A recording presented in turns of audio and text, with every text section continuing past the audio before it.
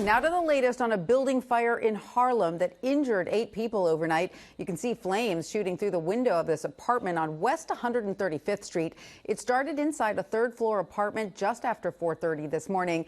And tonight, while questions remain about what sparked the blaze, more than a dozen people are looking for new homes.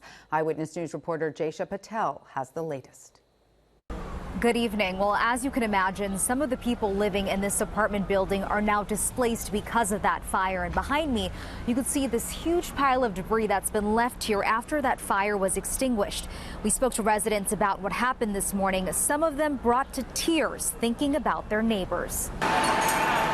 Residents were rushing down this apartment's fire escape early this morning after a fire on the 3rd floor quickly spread.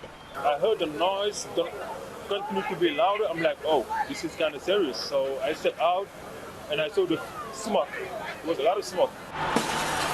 Flames could be seen shooting out of windows. 6 people, including a firefighter, were taken to the hospital with non-life-threatening or minor injuries, and 2 people refused medical treatment. Water everywhere, puddles, charcoal on the walls, broken glass for the windows, for the ventilation. But I believe it'd be okay, after a week or 2. The American Red Cross is helping residents. At least 19 adults and 11 children are receiving emergency assistance. Ramon Murillo says he's lived in this building on West 135th Street in Harlem for 20 years and jumped into action to help this morning. And I ran into my neighbor below me who told me he was on his way to my house to tell me that there was smoke coming out of the apartment on the 3rd floor. So we ran down there. I kicked the door repeatedly, and when there was no answer, we went and banged on other neighbors' doors to alert them. He says he started the Harlem Book Tree outside of the apartment building and gives away free books to people in the community. But now a pile of debris lays in front of it after the fire. He's heartbroken about what's happened.